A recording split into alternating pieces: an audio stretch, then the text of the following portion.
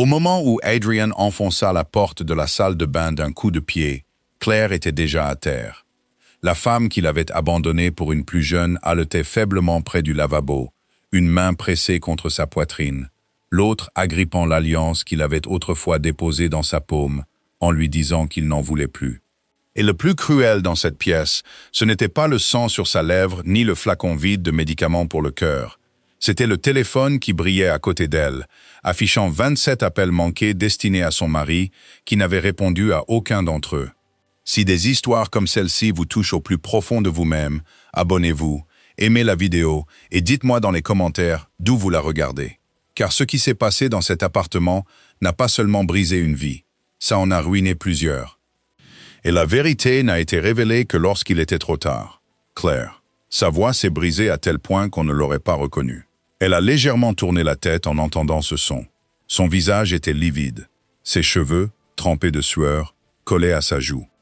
Pendant une seconde terrible, Adrian ne vit pas la femme qu'il évitait depuis des mois, ni celle qu'il avait qualifiée de dramatique, d'épuisante et d'impossible à aimer, mais la même jeune fille qui l'attendait autrefois à la sortie des cours du soir, avec un café bon marché, les mains froides et un sourire qui donnait l'impression que l'échec n'était pas insurmontable. « Ne bouge pas », dit-il en tombant à genoux. « J'appelle une ambulance. » Un son faible s'échappa d'elle. C'était peut-être un rire. « Tu as enfin répondu », murmura-t-elle. Cette phrase le transperça comme du verre. Il appuya ses doigts tremblants sur son téléphone et appela les secours. Mais son regard ne cessait de se poser sur la bague qu'elle tenait dans sa main. Elle l'avait gardée. Après tout ce qui s'était passé. Après tout ce qui s'était passé. Après tout ce qui s'était passé. Après tout ce qui s'était passé. Après tout ce qui s'était passé. Après tout ce qui s'était passé. Après tout ce qui s'était passé. Après tout ce qui s'était passé. Après tout ce qui s'était passé. Après tout ce qui s'était passé. Avec moi, dit-il. Claire, regarde-moi. Reste avec moi. Sa respiration était saccadée. Il y a un dossier, murmura-t-elle. La hôte de la cuisine. Ne la laisse pas tout emporter. Il la fixa. Même à cet instant, à peine capable de respirer, elle ne lui demandait pas pourquoi il était parti. Elle ne lui demandait pas où il avait été. Elle essayait de le protéger. Et c'est là que la culpabilité cessa d'être de la culpabilité pour devenir un châtiment. 3 mois plus tôt, Adrian Hale s'était tenu devant 200 personnes dans une salle de bal remplie d'investisseurs, de verres en cristal et de sourires forcés, et avait détruit son mariage d'une seule phrase. Claire était arrivée en retard ce soir-là parce qu'elle venait tout droit de la clinique. Il ne le savait pas à ce moment-là. Il savait seulement que Vanessa était à ses côtés, vêtue d'une robe noire qui faisait se tourner toutes les têtes dans la salle. Et Claire fit son entrée dans la même robe bleu marine qu'elle avait portée lors de son dîner de promotion, 2 ans auparavant. Vanessa se pencha vers lui et murmura « Elle est vraiment venue habillée comme ça. » Il aurait dû mettre fin à tout ça. Il aurait dû répondre « C'est ma femme ». Au lieu de cela, Adrian sourit. Ce simple sourire marqua le début de l'humiliation publique, dont Claire ne se remettrait jamais complètement. Lorsque Claire le rejoignit, elle lui toucha doucement le bras. « Tu as arrêté de me répondre. » « On est en plein milieu de quelque chose, » dit Adrian sans la regarder. Vanessa leva sa flûte de champagne. « Claire, c'est ça? J'ai tellement entendu parler de toi. » La salle était plongée dans ce silence affreux que les gens riches portent comme un parfum. Le genre de silence qui dit qu'ils sentent le sang et qu'ils aimeraient avoir une meilleure vue. Claire regarda Vanessa, puis Adrian, puis à nouveau Vanessa. « Je suis sa femme, » dit-elle doucement. Vanessa sourit sans détourner les yeux. « Bien sûr que tu l'es. » Adrian aurait encore pu en rester là. Il lui restait encore une centaine de issues de secours. Mais il avait passé l'année dernière à devenir un homme qui détestait qu'on lui rappelle d'où il venait. Claire venait de là d'où il venait. Un petit appartement. Des dettes partagées, du pain grillé brûlé, des meubles bon marché, de vieilles promesses, des années où elle cumulait 2 emplois pour qu'il puisse monter une entreprise qui ne survivrait peut-être jamais. Elle connaissait celui qui avait pleuré après avoir raté sa première présentation devant des investisseurs. Elle connaissait celui qui, ivre, avait avoué qu'il était terrifié à l'idée de devenir comme son père, brillant, amer, fauché. Vanessa ne savait rien de tout cela. Vanessa ne connaissait que l'Adrian lisse et parfait. celui au costume sur mesure, aux articles dans les magazines, et à qui on ouvrait les portes. Et Adrian était devenu assez faible pour aimer cette sensation. Alors quand Claire a dit « On peut parler maintenant », il s'est tourné vers l'assemblée, a laissé échapper un petit rire embarrassé et a prononcé les mots qui résonneraient dans son crâne pour le reste de sa vie. « Tout ne doit pas forcément tourner en scène, Claire. » Elle s'est figée, non pas parce qu'il la rejetait, mais parce qu'il avait donné à des inconnus la permission de la regarder comme si c'était elle le problème. Quelques personnes ont détourné le regard. La plupart ne l'ont pas fait. Claire a dégluti péniblement. « Je ne fais pas de scène. Je suis ta femme. » Vanessa a glissé sa main dans le coude d'Adrian, comme si c'était sa place. Et Adrian, le lâche qu'il était, ne l'a pas retiré. Claire l'a vu, elle aussi. « Tu sais quoi ?» a-t-elle dit, la voix tremblante à présent. Je n'arrêtais pas de me dire que j'imaginais tout ça. « Tu imaginais quoi ?» a rétorqué Adrian d'un ton sec, déjà sur la défensive parce que la vérité se tenait trop près de lui. « Que j'ai enfin construit une vie qui ne tourne pas autour de tes angoisses. » Ça l'a touché en plein cœur. Le menton de Claire tremblait. « Mes angoisses? Tu es toujours méfiante, toujours en train de me tirer par le bras, toujours en train d'exiger quelque chose. » Ça y était. Le langage d'un homme réécrivant ses propres crimes pour pouvoir dormir la nuit. Claire le fixa longuement. Puis elle dit, presque pour elle-même, « J'ai payé tes frais d'enregistrement avec l'argent des courses. » Adrian serra les mâchoires. « Ne fais pas ça ici. J'ai servi des tables alors que j'avais de la fièvre pour que tu puisses garder les lumières de ton bureau allumées. » Claire. « J'ai vendu le piano de ma mère quand ton premier associé t'a volé. » Quelques personnes à proximité s'agitèrent, mal à l'aise. Vanessa, sentant l'ambiance se dégrader, intervint doucement. On devrait peut-être lui laisser un peu d'espace. Claire se tourna vers elle, à la fois blessée et furieuse. « Tu n'as pas à jouer les gentils dans mon mariage. » Puis elle se tourna vers Adrian et posa la question qui aurait dû le figer sur place. « Depuis quand le succès t'a-t-il poussé à avoir honte de moi ?» Il aurait pu répondre « Je n'ai pas honte ». Il aurait pu dire la vérité. « J'ai honte de moi-même. » Au lieu de cela, il dit « Le monde dans lequel je vis aujourd'hui est plus vaste que ce que tu peux comprendre. » Claire recula d'un pas, comme s'il l'avait giflé. Et d'une certaine manière, c'était le cas. Elle n'a pas pleuré sur le champ. C'était ça, le plus insupportable. Elle est simplement restée immobile, les yeux brillants, essayant de préserver sa dignité, alors qu'elle s'effritait aux yeux de tous. Puis elle a hoché la tête une fois. « D'accord », a-t-elle murmuré. « Maintenant, je sais. » Elle a quitté la salle de bal seule. Adrian l'a regardé s'éloigner. Vanessa lui a serré le bras. Et pendant une seconde malsaine et égoïste, il est resté où il était. Cela aurait dû être la pire chose qu'il lui ait jamais faite. Ce ne fut pas le cas. Car Claire n'était pas venue à ce gala pour l'accuser d'infidélité. Elle était venue lui annoncer qu'elle était en train de mourir. Le diagnostic avait été posé 11 jours avant ce bal. Une cardiomyopathie dilatée, à un stade avancé, agressive. Son médecin avait dit qu'il existait des options thérapeutiques, mais sans aucune garantie. Et la phrase que Claire avait entendue plus souvent que toutes les autres était « Vous avez besoin de soutien. » Du soutien. Elle avait failli éclater de rire en entendant cela. Adrian s'éloignait d'elle depuis des mois. D'abord émotionnellement, puis physiquement. Des réunions tardives, des conférences le week-end, un parfum qui n'était pas le sien, des sourires adressés à son téléphone qu'il ne ramenait plus à la maison. Elle savait pour Vanessa avant même de l'avoir vue, non pas parce qu'elle était paranoïaque, mais parce que la trahison change l'atmosphère d'une maison avant même de changer la réalité. Claire avait de toute façon prévu de lui en parler après le gala. Elle s'était entraînée à le dire dans la voiture. « J'ai peur. J'ai besoin de toi. S'il te plaît, rentre à la maison. » Mais d'ensuite, elle a vu sa main posée avec un peu trop d'aisance près de la taille d'une autre femme, et le peu d'espoir qui lui restait s'est effondré en silence en elle. Elle est donc rentrée seule. Elle s'est assise sur le sol de la cuisine jusqu'au lever du soleil. Et le matin venu, elle a trouvé la première d'une longue série de pilules qu'elle en viendrait à détester. Adrian a emménagé avec Vanessa 3 semaines plus tard. Il l'a fait rapidement, comme le font les coupables une fois qu'ils ont franchi la ligne. Il appelait ça de l'honnêteté. Il a raconté à ses amis que leur mariage était brisé depuis des années. Il s'est dit que Claire était devenue trop lourde, trop émotive, trop inaccessible. Il n'a jamais une seule fois dit la vérité. Claire l'aimait d'une manière qui se souvenait de tout. et Vanessa l'aimait d'une manière qui reflétait tout ce qu'il voulait voir. L'une exigeait de la profondeur. L'autre offrait une évasion. Les hommes faibles appellent l'évasion destin. Les papiers du divorce sont arrivés un jeudi après-midi. Claire les a ouverts de mains qui n'arrêtaient pas de trembler. Adrian avait coché une case demandant une procédure accélérée. Pas de lettre, pas d'excuses, juste une signature. Elle fixa la page jusqu'à ce que les mots s'estompent, puis eut un petit rire brisé, parce qu'elle se souvint soudain de la nuit où ils s'étaient mariés dans un palais de justice dont la climatisation était en panne, quand Adrian lui avait murmuré « Même si je deviens insupportable un jour, n'arrête pas de te battre pour nous. » Ce souvenir lui faisait tellement mal qu'elle dut s'asseoir. Ce soir-là, il passa récupérer le reste de ses affaires. Il se montra impatient dès qu'il franchit la porte.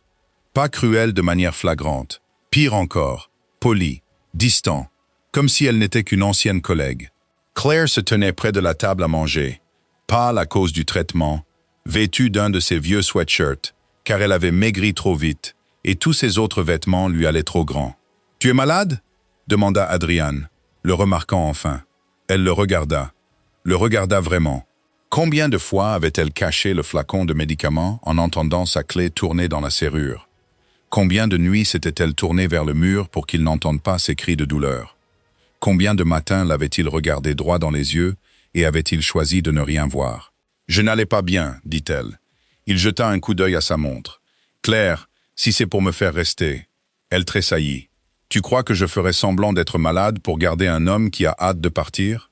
Il expira, déjà agacé. « Je ne vais pas faire ça. »« Non, » dit-elle doucement. « Tu l'as déjà fait. » Il attrapa une boîte posée sur le canapé. Elle le regarda plier les chemises qu'elle lui avait achetées, alors que son armoire ne contenait que 2 chemises en bon état et un vœu pieux. Puis il prononça la phrase la plus cruelle et la plus honnête qu'il ait jamais dite. « Tu ne m'as pas perdu au profit de Vanessa. » Claire leva les yeux vers lui. « Tu m'as perdu parce que j'ai dépassé cette vie. Cette vie. Pas notre mariage. Pas nos promesses. Cette vie. » Claire acquiesça lentement, si elle faisait de la place pour le couteau. « Alors pars, dit-elle, mais ne fais pas de moi la méchante pour pouvoir te donner bonne conscience. » Il partit quand même. Ce qu'Adrian ignorait, c'est que pendant qu'il s'acharnait à traiter Claire d'amère, elle s'efforçait de le sauver, car Vanessa n'était pas seulement une maîtresse, c'était un piège. Pas au début peut-être, peut-être que l'attirance avait été réelle au départ. Peut-être que les dîners tardifs, les bars d'hôtel et les confessions chuchotées avaient commencé par une alchimie. Mais à un moment donné, Vanessa avait commencé à pousser Adrian vers une opération d'acquisition foncière qui semblait prestigieuse en apparence, mais pourrissante en réalité. Claire l'avait découvert par hasard. Une enveloppe avait été livrée par erreur à l'ancien appartement. L'une des nombreuses choses qu'Adrian avait omis de mettre à jour après avoir fui sa propre vie. À l'intérieur se trouvaient des copies de garanties financières le liant personnellement à un projet qui faisait déjà l'objet d'une enquête. Claire ne comprenait pas le droit des sociétés, mais elle savait reconnaître le danger quand elle le voyait. Et elle comprit que le nom de Vanessa apparaissait trop souvent. Elle fit donc ce qu'elle avait toujours fait.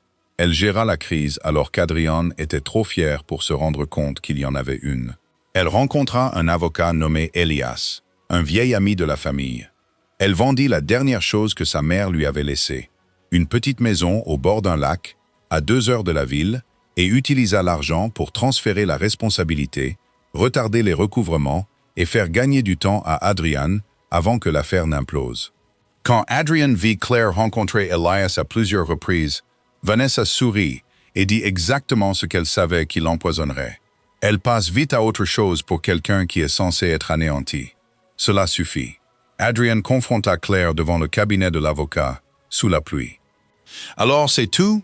dit-il. « Tu pleurais sur notre mariage tout en te voyant en cachette avec lui ?» Claire se contenta de le fixer. La pluie ruisselait sur ses cheveux, son manteau, son visage. Elle avait l'air épuisée, plus petite en quelque sorte. Mais ce dont Adrian se souviendrait plus tard, avec une clarté insupportable, c'était à quel point elle avait l'air déçue. Ni en colère, ni dramatique, juste finalement déçue. « Tu as fait tout ce chemin jusqu'ici pour ça ?» demanda-t-elle. « Je suis venue parce que j'en ai marre des mensonges. » Claire faillit sourire. « C'est le comble. Qui est-il ? L'homme qui essaie d'empêcher ta vie de s'effondrer. » Adrian ricana. Tu t'attends vraiment à ce que je croie ça? Non, répondit-elle. Je n'attends plus rien de toi. Puis son expression changea. Elle devint plus tranchante, plus pressante. Adrian, écoute-moi, à propos de cette affaire de Harbor Ridge. À ce moment-là, Vanessa s'arrêta en bordure de trottoir derrière lui. La vitre était baissée juste assez pour qu'on la voie. Un timing parfait. Peut-être trop parfait. Adrian vit Vanessa. Vit Claire remarqua Vanessa. Et au lieu d'entendre l'avertissement, il n'entendit que son propre ego menacé. « Non, dit-il froidement. Ne fais pas comme si tu te souciais soudainement de mes affaires. » Claire éclata d'un rire brisé. Soudainement, elle s'approcha. « Je t'ai bâti de mes propres mains. » Cette phrase le toucha plus profondément qu'il ne le laissa paraître, mais Vanessa observait. Et la fierté n'est souvent que de la lâcheté déguisée sous des habits de luxe. Alors, Adrian dit, « Quoi que ce soit, j'en ai assez d'être manipulé par ça. » Claire se figea, puis elle plongea la main dans sa poche et en sortit son alliance, celle qu'il lui avait rendue dans un accès de colère quelques semaines plus tôt, et elle la lui glissa dans la main. « Non, murmura-t-elle, tu en as fini d'être aimé par ça. » Il ne garda pas la bague. Il la jeta sur le siège passager de la voiture de Vanessa, comme si elle le brûlait. Dès le mois suivant, la nouvelle vie parfaite d'Adrian commença à pourrir de l'intérieur. L'affaire Harbor Ridge a éclaté au grand jour. Les journalistes tournaient autour. Les investisseurs se sont volatilisés. Des emails ont fuité. Vanessa, qui lui avait toujours murmuré à l'oreille, avait soudain un autre numéro, un autre appartement, et une déclaration par l'intermédiaire de son avocat affirmant qu'Adrian avait agi seul. Seul. Ce mot l'avait fait rire lorsqu'il l'avait entendu pour la première fois. Puis les comptes bancaires ont été gelés. Ensuite, son conseil d'administration l'a contraint à démissionner en attendant les résultats de l'enquête. Puis les gens qui le qualifiaient autrefois de visionnaire ont cessé de lui répondre. L'humiliation fait beaucoup de bruit quand on est riche. Elle fait la une. Pour la première fois depuis des années, Adrian resta assis en silence et entendit chacun des avertissements que Claire avait tenté de lui transmettre. Il chercha Vanessa. Disparue. Il appela d'anciens contacts. Rien. Puis il trouva dans sa boîte de réception un message de Claire, envoyé 9 jours plus tôt et jamais ouvert. Objet. À lire avant que ça ne s'aggrave. Ses mains devinrent glacées. À l'intérieur, une seule ligne. La preuve dont tu as besoin est cachée là où tu ne penserais jamais à chercher. Sous l'endroit que tu ne considères plus comme ton chez-toi. En pièces jointes, il y avait des photos, des relevés de comptes et des copies de relevés de virements qui montraient que Vanessa avait divulgué des informations privilégiées par l'intermédiaire d'une société écran liée au projet. Claire avait tout découvert. Alors qu'elle était malade, alors qu'elle était seule, alors qu'il dormait dans le lit d'une autre femme. Il l'appela immédiatement. Pas de réponse. Encore une fois, pas de réponse. Il se rendit en voiture à l'ancien appartement. Vide. Le propriétaire lui dit qu'elle avait déménagé dans un immeuble moins cher à l'autre bout de la ville après avoir eu des problèmes de santé. Il obtint l'adresse. Il conduisit comme un homme qui courait contre quelque chose de plus grand que la circulation. Et maintenant, il était là, allongé sur le sol de cette salle de bain, serrant dans ses bras la femme qu'il avait abandonnée, entendant le hurlement lointain des sirènes, tandis que son pouls battait faiblement sous ses doigts. « Claire, reste avec moi, s'il te plaît. » Ses yeux croisèrent les siens. Ils étaient toujours aussi beaux. C'était ça le plus terrible. Même avec la mort qui s'insinuait en elle, c'était toujours ses yeux qui le comprenaient mieux qu'il ne se comprenait lui-même. « Je ne voulais pas... » Elle chercha son souffle. « Je ne voulais pas d'étranger ici. Tu n'es pas en train de mourir, dit-il. » Et ce mensonge sortit de sa bouche avec frénésie. « Tu m'entends? Tu n'es pas en train de mourir. » Une larme glissa du coin de son œil jusqu'à la racine de ses cheveux. « J'avais peur, murmura-t-elle. Cela le brisa davantage que n'importe quelle accusation n'aurait pu le faire. Car Claire n'avait jamais fait de drame face à la douleur. Si elle admettait avoir peur, cela signifiait qu'elle avait porté seule un océan de peur. « Pourquoi tu ne me l'as pas dit ?» parvint-il à articuler d'une voix étranglée. Un sourire faible et épuisé effleura ses lèvres. « J'ai essayé. » Les secouristes firent irruption quelques secondes plus tard, mais même le chaos a ses moments de cruelle lucidité. Alors qu'il la soulevait, Adrian aperçut une enveloppe en papier craft scotché derrière le radiateur de la salle de bain, sur laquelle figurait son nom, écrit de la main de Claire. « Pour quand tu seras enfin assez calme pour m'entendre ?» Il s'en empara instinctivement et suivit la civière. Dans l'ambulance, elle a fait un arrêt cardiaque. Ils l'ont réanimée.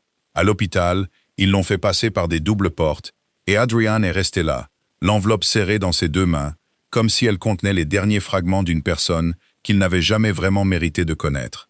À l'intérieur se trouvait une lettre, un dossier médical, un ensemble de documents de transfert de propriété et une vieille photo d'échographie qui lui fit presque fléchir les genoux. Il déplia d'abord la lettre. « Adrian, si tu lis ceci, c'est qu'une de ces 2 choses s'est produite. Soit tu m'as enfin cru, soit mon cœur a cessé de battre avant que ma fierté ne cède. Je voulais te parler du diagnostic le soir de ton gala. J'avais même répété de ne pas pleurer dans la voiture, car je savais que si je pleurais, tu penserais que j'essayais de te retenir. Quand je t'ai vu avec elle, j'ai compris que je me tenais déjà devant une porte que tu avais fermée de l'intérieur. Mais il y avait plus encore. Il y a 7 ans, alors que tu révisais pour ton examen d'État et que nous comptions nos pièces pour payer le loyer, je suis tombée enceinte. Son souffle s'arrêta. J'ai perdu le bébé à 11 semaines après m'être évanouie pendant un double service. Je ne te l'ai jamais dit parce que ton père venait de mourir et que tu dormais déjà à peine. Je me suis convaincu qu'il y aurait une autre fois, un autre bébé, une autre saison, un autre moment sûr pour t'annoncer cette mauvaise nouvelle. La vie ne nous en a pas offert d'autres. Adrian a lu cette phrase 3 fois. Sa poitrine s'est affaissée. Il a baissé les yeux vers l'échographie qui tremblait dans sa main. Un bébé. Leur bébé. Un chagrin entier que Claire avait enterré seul pour qu'il puisse survivre. Et pourtant, la lettre n'avait pas fini de le faire souffrir. Je sais que tu penses que j'ai rencontré Elias, parce que j'étais passé à autre chose. La vérité est moins flatteuse pour nous deux. Vanessa t'a poussé à conclure un accord conçu pour te faire porter le chapeau. J'ai trouvé les traces écrites parce qu'ils ont envoyé un document ici par erreur. J'ai vendu la maison au bord du lac pour retarder ce que je pouvais. Ne m'en veux pas pour ça. Ma mère t'aimait. Elle l'aurait vendue elle-même. Tu m'as demandé un jour à quoi ressemblait l'amour quand il est vrai. Je n'ai pas répondu à l'époque, parce que je pensais que nous avions le temps. Je le sais maintenant. Ça ressemble à rester douce, alors que la vie te donne toutes les raisons de durcir le jeu. Ça ressemble à porter la vérité pour quelqu'un qui ne te porte plus. Ça ressemble à continuer d'avertir l'homme qui t'a brisé que le pont devant toi n'existe plus. Sa vision s'est brouillée. Tout en bas, il y avait un dernier paragraphe, écrit de manière plus inégale que le reste. Tu étais l'amour de ma vie, Adrian. Mais j'ai passé trop d'années à t'aimer plus fort que je ne m'aimais moi-même. Si je pars avant que tu ne comprennes cela, alors que ce soit la dernière chose que je t'enseigne. Le chirurgien est sorti 41 minutes plus tard. Adrian s'est levé si brusquement que la chaise derrière lui s'est renversée. Le visage du chirurgien lui a tout dit, avant même que les mots ne le fassent. Nous avons fait tout ce que nous pouvions. Il y a des phrases qui ne semblent pas réelles, même après t'avoir anéanti. C'était l'une d'entre elles. Adrian le fixait. Non, je suis désolé. Non, répéta-t-il, car le langage s'était réduit à une seule syllabe brisée. Elle parlait. Elle était éveillée. Elle a tenu bon plus longtemps que la plupart ne l'auraient fait. Elle a tenu bon. Comme si mourir avait été un effort. Comme si même partir avait demandé un effort. Adrian laissa alors échapper un son, grave et déchiré, puis glissa le long du mur, les 2 mains sur le visage. Pas de caméra, pas d'investisseur, pas de discours bien ficelé. Juste un homme brisé dans un couloir d'hôpital, enfin dépouillé de tous les mensonges dont il s'était revêtu. Claire avait rendu son dernier souffle après des mois passés, à dormir seule, à manger seule, à avoir peur seule, à se battre seule. Et même là, son dernier geste avait été de le sauver. Les funérailles furent modestes, car Claire avait donné aux autres le sentiment que la vie était plus grande qu'elle ne l'avait jamais laissé paraître pour elle-même. D'anciens collègues vinrent, des voisins sont venus. Une infirmière de la clinique cardiaque pleurait plus fort que certains proches. Madame Alvarez de l'immeuble de Claire a apporté un sac en papier rempli d'objets trouvés dans son appartement. Des boîtes de médicaments, une écharpe, des clés et un enregistreur vocal. Elle parlait dedans la nuit, a expliqué la vieille dame. Elle disait que ça l'aidait quand elle avait du mal à respirer. Adrian a écouté ces enregistrements tout seul. Sur l'un d'eux, Claire riait faiblement parce qu'elle avait brûlé une tartine. Sur un autre, elle pleurait trop fort pour finir une phrase. Sur le dernier, Enregistrée quelques heures seulement avant qu'il ne la trouve, elle murmurait. Je n'arrête pas de penser que le pire, c'était son départ. Ce n'était pas ça. Le pire, c'était d'apprendre que je pouvais être aussi malade et continuer à vérifier mon téléphone chaque fois que des phares passaient devant ma fenêtre. Adrian s'effondra si violemment qu'il dut arrêter l'enregistrement. Puis, il fit la seule chose décente qu'il lui restait à faire. Il dit la vérité. Lors de l'enquête du conseil d'administration, devant des gens qui l'avaient autrefois envié et qui étaient désormais venus le voir sombrer, Adrian fit son entrée, muni de la lettre de Claire et des preuves qu'elle avait donné sa vie pour préserver. Il révéla les virements de Vanessa, les sociétés écrans, les réunions, les fausses autorisations.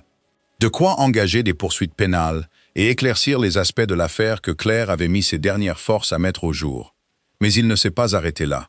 Lorsque son avocat lui a conseillé de ne pas aborder de questions personnelles dans sa déclaration, Adrian a refusé. Ainsi, devant tout le monde, la voix rauque et sans phare, il a déclaré « La femme qui a sauvé cette entreprise d'une fraude encore plus grave était mon épouse. Cette même épouse que j'ai humiliée publiquement, abandonnée et ignorée alors qu'elle était en train de mourir. Elle s'appelait Claire Hale. Si vous connaissez le mien, vous devriez d'abord connaître le sien. Il n'y eut pas d'applaudissements. Il n'aurait pas dû y en avoir. La vérité n'est pas la rédemption. Ce n'est que le début d'une souffrance méritée. Vanessa fut arrêtée quelques mois plus tard. Adrian fut innocenté de la fraude principale, mais perdit presque tout le reste. Son poste, son statut, la majeure partie de sa fortune, partit en règlement et en remboursement de dettes. Pour une fois, cette perte semblait légitime. Il vendit son attique. Fait don de ce qui restait des portraits de gala et des couvertures de magazines. Ne garda que 3 choses. La lettre de Claire, l'échographie et l'alliance qu'il avait autrefois jetée, puis qu'il avait passé des semaines à chercher dans l'ancienne voiture de Vanessa pour la retrouver, une fois que le souvenir eut enfin pris tout son sens. 1 an plus tard, Adrian n'était plus l'homme des magazines. Il travaillait pour une association caritative d'aide aux malades cardiaques, au nom de Claire, principalement en coulisses. Il conduisait les patients à leur rendez-vous, allait chercher leurs médicaments à la pharmacie, tenait compagnie à ceux qui ne voulaient pas attendre seuls une mauvaise nouvelle. Il a appris de petites choses trop tard. À quel point un appartement silencieux peut devenir effrayant après minuit. À quel point les médicaments semblent chers quand personne ne partage les frais avec vous. À quelle fréquence les malades disent « je vais bien », parce qu'ils en ont assez de voir les gens en bonne santé se sentir mal à l'aise. Un soir de pluie, il se tenait près de la tombe de Claire avec un thermos de café qu'elle aurait qualifié de trop fort et trop amer. Il le posa quand même. « J'ai trouvé l'acheteur du piano », dit-il doucement.